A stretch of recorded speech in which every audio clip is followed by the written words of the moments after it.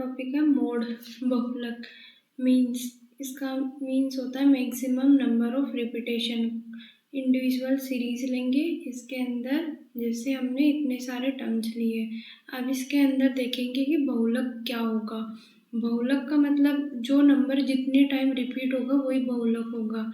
तो यहाँ पे जो बहुलक होगा 12 होगा, क्योंकि 12 ही मैक्सिमम टाइम रिपीट हो रहा है। जैसे 1 2 3 4 5 टाइम रिपीट हो रहा और कोई भी नंबर इससे ज़्यादा रिपीट नहीं हो रहा।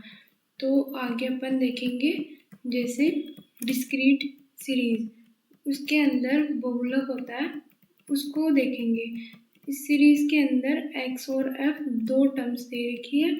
इसके अंदर जैसे f है, अब f के अंदर जो मैक्सिमम नंबर है वो यहाँ पे 9 है। तो यहाँ पे 9 है तो उसका बहुलक होगा वो अपना 18 होगा। आगे देखेंगे बहुलक का फॉर्मूला होता क्या है।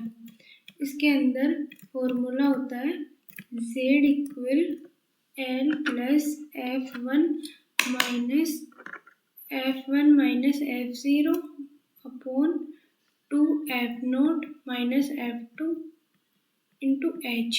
ये वाला अपना बहुलक का फॉर्मूला होता है। ठीक है, ये फॉर्मूला है, इसको याद रखना है और ये मैक्सिमम क्वेश्चनों में यूज़ भी आता है।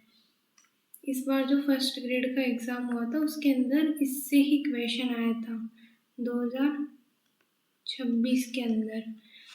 इसके अंदर देखेंगे आगे कंटिन्यूस सीरीज के अंदर देखेंगे कि जैसे आपको एक क्लास दे रखा है और एक एफ दे रखा है।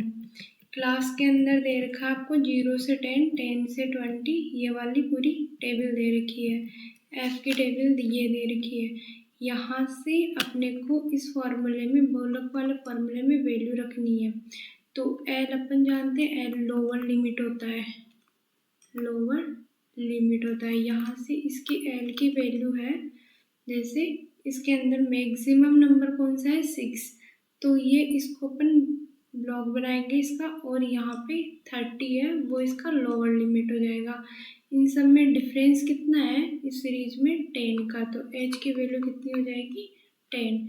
और जो ये वाली टर्म्स होती है इसको अपन नाम देंगे f1, ये होगा f0, ये होगा f2। ठीक है, तो इसके अंदर वैल्यू रखते हैं z इक्वल l की वैल्यू रखते हैं 30 प्लस f1 की वैल्यू कितनी दे रखी है 6 माइनस f0 की value 5 upon 2 multiply 6 minus f0 की वैल्यू है 5 माइनस f2 की वैल्यू है 4 इंटू 10। इसको सॉल्व करेंगे z इक्वल 30 और यहाँ पे 6 में से 1 गया तो 6 में से 5 गया तो 1, ये होगा नीचे 12 माइनस ये कितना हो गया 9 इंटू 10, ये कितना बचा 30 प्लस 1/3 इंटू 10। ठीक है, ये हो गया आपका। आगे होगा z इक्वल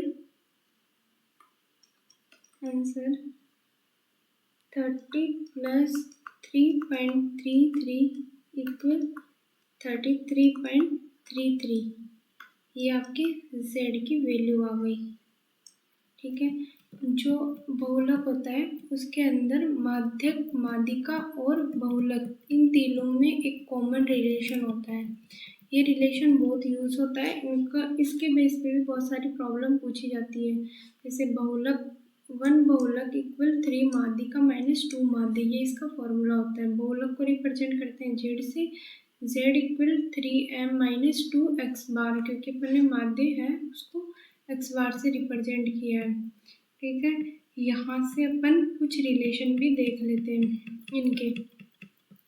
जैसे मैं इस रिलेशन में इसको चेंज करती हूँ, z equal 3m minus 2x बार, ये रिलेशन है।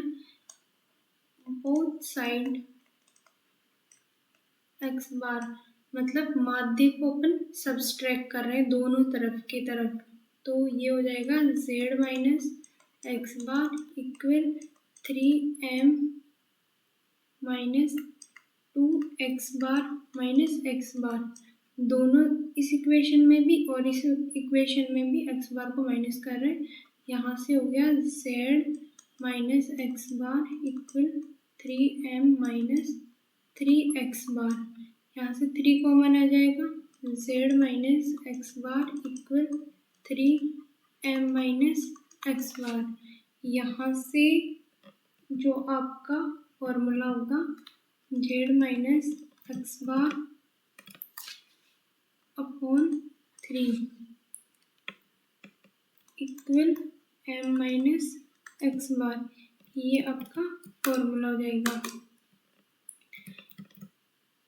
और अगर इसमें से जैसे यहाँ तो अपन ने माध्य को सब्सट्रैक्ट किया, एक इक्वेशन और कर सकते हो इसी के अंदर, लाइक जैसे इसके अंदर आप सब्सट्रैक्ट कर दो m को बोथ साइड, तब इसका इक्वेशन क्या बनेगा z minus m equal 3m minus 2x बार माइनस m।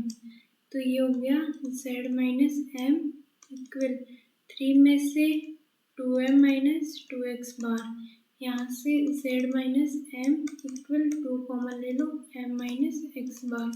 यहाँ से फॉर्मूला आएगा z minus m upon 2 equal m minus x बार। ये दोनों रिलेशन है, ये बहुत इंपॉर्टेंट है, ये बहुत सारे क्वेश्चनों में काम में आते हैं और इनके बेस पे डायरेक्ट प्रॉब्लम भी पूछी जाती है।